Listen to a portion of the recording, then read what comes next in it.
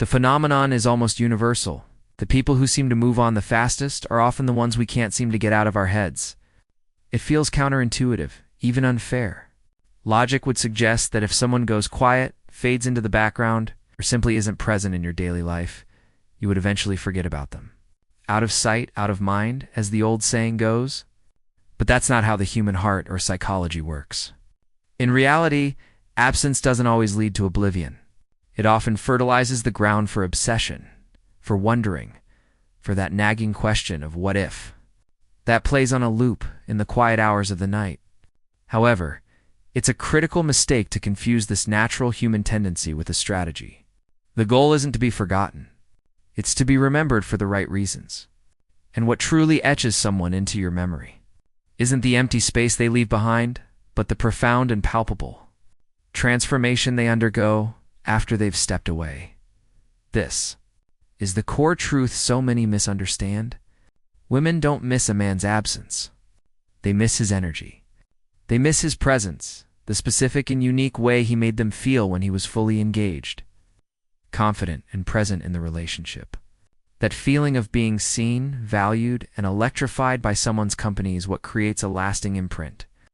Therefore, when a man decides to disappear purely as a tactic, enacting a strict no-contact rule not for his own healing but with the calculated hope that she will chase the ghost of who he was, he is fundamentally missing the point. She won't miss the silence. In fact, the silence might be a relief if the preceding energy was needy, insecure, or fraught with tension.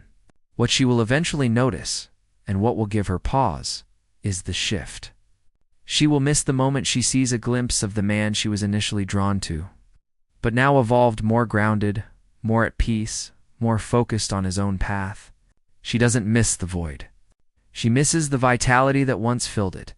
This change is only powerful and authentic because it was never about her. The transformation resonates precisely because it wasn't done for her. It was done in spite of her. It was a choice to stop trying to convince, to prove, and to plead, and instead, to simply become.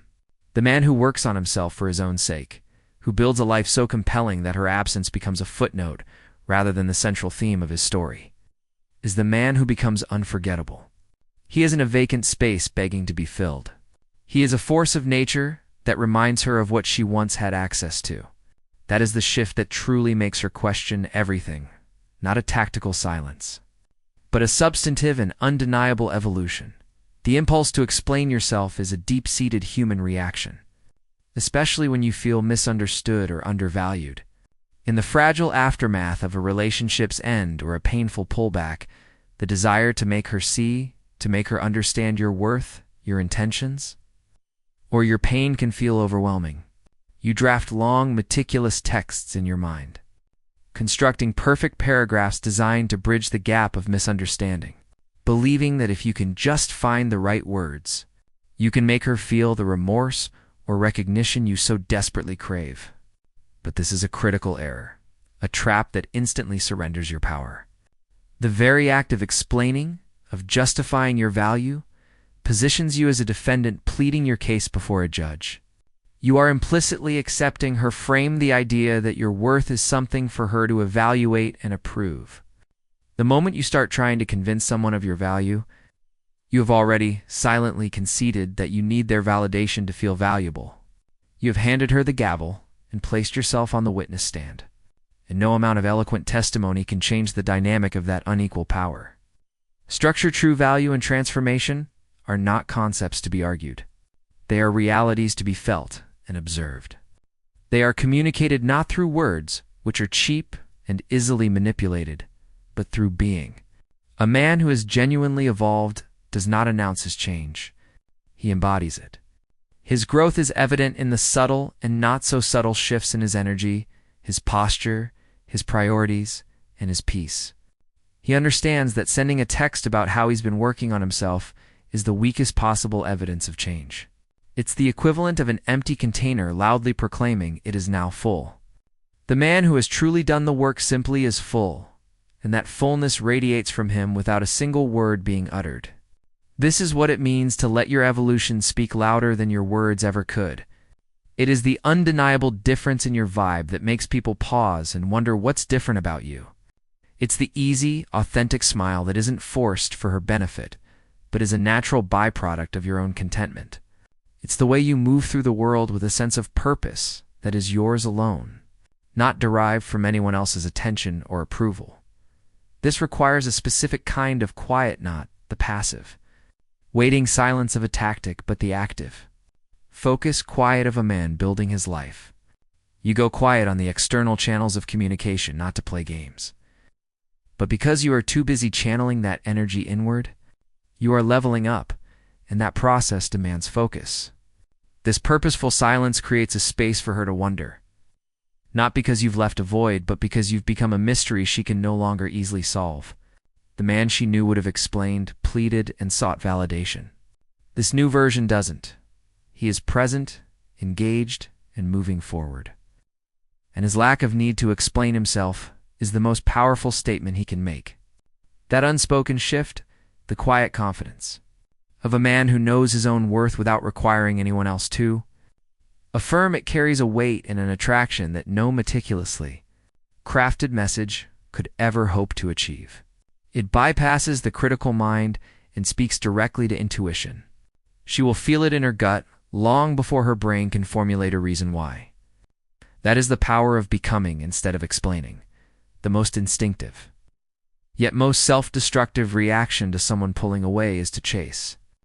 It's a panic response, a frantic attempt to close the distance they created, to regain the connection and the control you feel slipping through your fingers. In this state of anxiety, a man's focus narrows to a single point: her. He becomes a detective in his own tragedy, obsessively analyzing her every action, what she posted online, who liked it, the hidden meaning in a delayed reply. He pours all his mental and emotional energy into deciphering her universe, and in doing so, he completely abandons his own. This is the moment of ultimate defeat, though it often feels like a form of dedicated pursuit. Without a single word being exchanged, he has handed all of his power over to her. He has made her the sun of his solar system, and he is merely a planet in anxious orbit. His entire emotional climate dictated by her warmth or coldness. His value, his mood, his very sense of self becomes contingent on her actions. And that is the most powerless position a man can occupy. But essential truth is that your power does not lie in controlling her actions or her feelings. It lies in commanding your own focus. Your energy is your most valuable currency, and where you choose to spend it defines your reality. When you stop chasing her energy, her moods, her social media, her approval, and instead pour that same intensity into locking in on your own path, you perform the ultimate act of reclamation. This means immersing yourself in your routine with a new level of discipline. It means finding flow states in your work and your progress. It means actively protecting your peace, not as a passive state, but as a curated environment you build for yourself. This isn't about ignoring the pain. It's about choosing a more worthy investment for your energy. The gain here isn't her attention. It's self-control, which is the foundation of all genuine power. When she realizes, either directly or through the social grapevine, that you are not waiting by the phone, that her name isn't trending in your mind, and that her attempts to elicit a reaction now fall on silent, fertile ground, that is when the dynamic irrevocably shifts. You haven't lost her. You have simply ceased to orbit. Your world no longer revolves around her. This creates a profound and unsettling absence, the shallow silence of someone who is merely not talking, but the deep, grounded stillness of a man who is complete within himself. She doesn't feel the lack of your messages. She feels the lack of your anxious energy, your need for her, your emotional dependency. She feels the presence of your absence from her world, even as you are fully present in your own. This principle extends to physical presence. The insecure move is the dramatic exit, the grand vanishing act meant to scream, "Look at me leaving." It's a performance that begs for a reaction. The powerful move is to stay right there in the room, in the social circle, fully present and engaged. But your energy is no longer directed toward her. You are laughing genuinely with friends. You are engaged in conversation. You are content in your own skin, yet You are utterly indifferent to her presence. You are not cold or rude. You are simply centered in yourself. She can see you vibrant and whole and is forced to confront the fact that the access she once had to your attention. Your emotional energy and your validation has been permanently revoked. The door is closed, and you are the one who closed it, all without moving an inch. You are both there and gone, and that paradox is what hits harder than any silent treatment ever could. It's the absence of your energy directed at her. Even while you are physically present, that becomes unforgettably. You can perform all the external actions of moving on. You can block her number, unfollow every social media account, and delete every text and photo. You can enact a perfect clinical severance of all tangible lines of communication. To the outside world and even to her, it might look like you've successfully cut contact and are marching forward. But if, in the quiet solitude of your own mind, you're still running mental marathons about her at 2 a.m., you are not free. You are a prisoner in a cell of your own making, simply pretending to be on the outside. This is the grand illusion of no contact that many men fall for. They believe the physical act of silencing communication is the same as emotional liberation. It is not. It is merely the first, easiest step. The real battle, the war for your own peace, is fought not on your phone screen, but in the private theater of your thoughts. The true ties that bind you to a past relationship are not digital. They are psychological. These are the invisible strings, the constant, draining cycle of what-if scenarios. The mental replay of old arguments where you now emerge the victor with the perfect comeback. The addictive nostalgia that cherry-picks only the best memories and airbrushes out the pain. This is the real trap. It's a form of self-torture where you voluntarily hand over the keys to your mental real estate, allowing her to live there rent-free, dictating your mood, and consuming your focus long after she's physically gone. This internal obsession negates any external action of moving on. You can be on a date with someone new, but if your mind is still back there with her, you are not truly present. You are a ghost haunting your own life. Therefore, moving on is not achieved through silent treatment. It is achieved by surgically cutting this emotional leash. This is a conscious, disciplined process of reclamation. It means you stop checking her social media not as a performative act of strength you hope she notices, but because you have come to a genuine, peaceful place of indifference. You genuinely no longer care about her digital narrative because you are too invested in writing your own real-world story. It's a shift from "I must not look" to "I have no desire to look." This isn't about bitterness or pretending you don't care. It's about arriving at a state of authentic apathy born from self-respect. You are not depriving yourself of anything. You are freeing yourself from a poison. This reclamation of your headspace is the ultimate victory.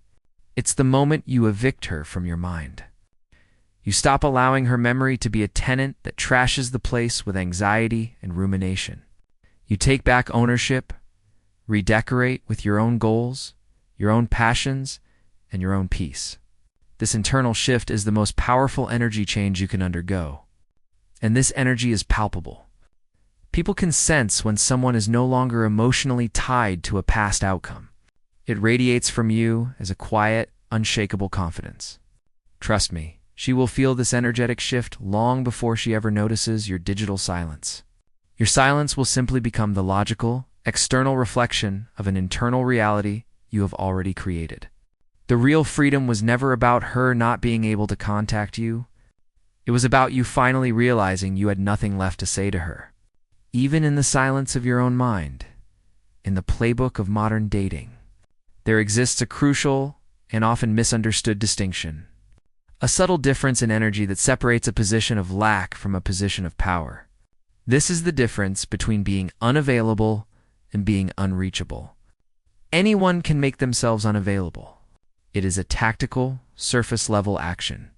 It is ignoring a text message, letting a call go to voicemail, or physically disappearing from someone's view. It is an action that says, "You cannot contact me right now," but it is often born from a place of reaction, of punishment, or of strategy. It is a wall you build, and like all walls, it requires constant maintenance and defense. She will know you are doing it, and she will know it is for her benefit. It may create curiosity or even frustration, but it does not create lasting respect or genuine longing. It is, at its core, a form of hiding. Being unreachable, however, operates on a completely different frequency. It is not a tactic. It is a state of being. Unreachability is an internal fortress of self-possession that renders external tactics obsolete.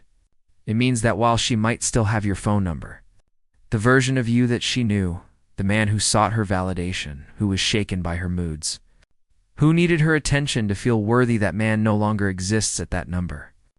He doesn't live there anymore. You have emotionally and spiritually evicted that former self and moved into a higher state of being. She can call, she can text, she can try every trick in the book to get a rise out of you. But she will find that her attempts no longer connect. They cannot touch your core peace, your hard-earned confidence, or the trajectory of your growth. You are not ignoring her. You've simply become impervious to the games that once hooked you. You haven't pulled back to punish her. You have leveled up so decisively that the old playing field and the old player you were are simply no longer in reach. This profound shift is what truly gets under someone's skin. When a woman senses that her emotional hooks have no point of attachment, that her power to affect your state of mind has vanished, it creates a cognitive dissonance that she is compelled to resolve. This is when she starts reaching harder, not because you are playing hard to get, but because you have genuinely become a hard man to reach. Emotionally, psychologically, spiritually, the chase is no longer about getting your attention. It becomes about understanding how she lost her access to it. This journey is often mislabeled as moving on, phrase that implies laterally shifting your focus to a new person to replace the old. But the true path is not lateral. It is vertical. You don't have to move on. You need to move up. This is about a fundamental upgrade of the self. It is about channeling all that once was spent on her into elevating your mindset, sculpting your body, refining your circle, and enforcing your standards. You stop living for someone else's narrative and start building a life so authentically yours that staying the same would feel like a betrayal of your own potential. As you ascend, your perspective shifts. The higher you climb, the broader your view becomes. The things that once loomed so large in your life, her opinion, her actions, her presence, begin to shrink. They don't disappear, but they are put into their proper proportion against the vast backdrop of your own expanding world. You haven't just gotten over her. You've outgrown the entire chapter of your life that she belonged to. And by the time she looks up and wonders, did I let go of something rare? You are already so far ahead that the question and the answer simply don't matter to you anymore. You have chosen yourself, and in doing so, you have become unreachable.